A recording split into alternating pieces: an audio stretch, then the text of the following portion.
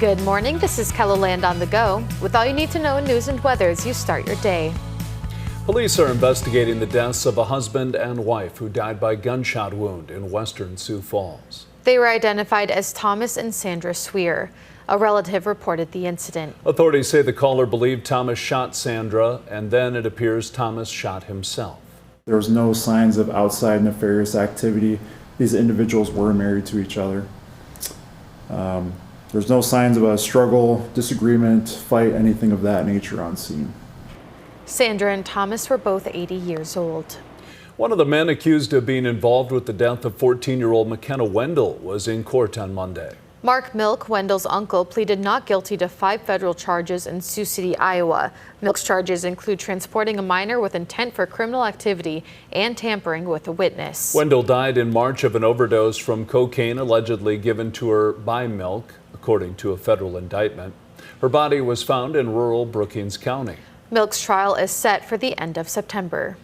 A 49-year-old Sioux Falls man is behind bars after allegedly slashing a woman in the leg. David Looks Twice is charged with 1 count of robbery and 1 count of aggravated assault. Sioux Falls police say a 37-year-old woman was threatened and assaulted with a switchblade and a bottle of alcohol on Saturday. Authorities say Looks Twice allegedly stole the victim's purse and attempted to strangle her before being stopped by bystanders.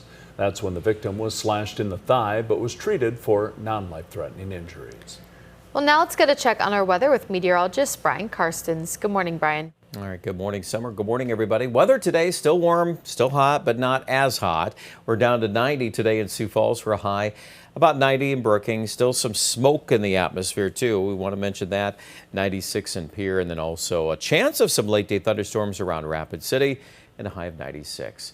That is a quick look at the weather. We'll have our complete forecast coming up in just a few minutes. Thank you, Brian.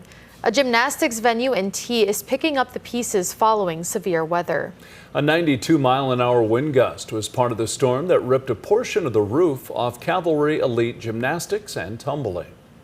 We called all of our families and they showed up and got all of our equipment out, and we just tried to save as much as we could, get it all out from the spots that was pouring water down on it. And then the next morning we found that the whole roof, or at least half of the whole roof, had ripped off and it was laying in the field. So we didn't know that till the next day. Duncan says the entire repair project could take weeks, but a portion of the gym will be open today. A GoFundMe has been set up to help Cavalry Elite rebuild. If you'd like to donate, we provided a link under this story on KELOLAND.com. Today is election day for Republican voters across South Dakota. The runoff will determine who will get the party's nomination in the race for governor, Aberdeen businessman Toby Doden or current governor Larry Roden. The polls are open until 7 o'clock this evening, local time. KELOLAND News will have updates throughout the day, including a special report on KELOLAND Plus starting at 8 p.m. and then we'll expand our coverage to KELO TV starting at 9. Stay with us as we interview candidates, bring you results and more. KELOLAND Media Group is unveiling our brand new digital studio. The space will be used to create KELOLAND Plus original shows, as well as live reports, extended interviews, and more local content for KELOLAND. The construction took many months to complete. The former digital studio used to be in the middle of the newsroom. Now it's taking over an empty office space and becoming an extension of the KELO TV studio. KELOLAND Plus is available live and on demand on any Roku, Fire, Apple, Samsung Smart TV. Just search for KELOLAND Plus in the App Store and download for free today, and streaming live on KELOLAND.com. Let's look at some of our top stories. Now let's get another Check Your Weather with Brian. All right, our weather forecast today is we're looking at the chance of some rain in western South Dakota later on this afternoon. It looks like right now most of that will be fairly isolated, not looking at any widespread rainfall, but a couple things here and there. All right, let's take a look at this. We're going to put the map into motion here. We've got 90 in the forecast for Sioux Falls today. That's still plenty hot, but it is reduced from what it was yesterday, so that's some good news there. We've got 90s also for Pierre, but not 100 like it was yesterday. There are those thunderstorms to the west. You'll also notice a couple blips here between Brookings and Watertown. That has shown up again.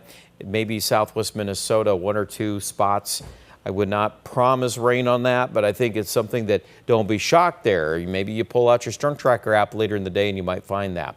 Forecast tomorrow morning, it looks pretty dry for the majority of us. If anything sparks on radar, it'll be isolated. But then I think later in the day on Wednesday, there's a better chance of a broken line of thunderstorms on the Wyoming-South Dakota border. A lot of 90s out there. That rain maybe doesn't hold all together yet.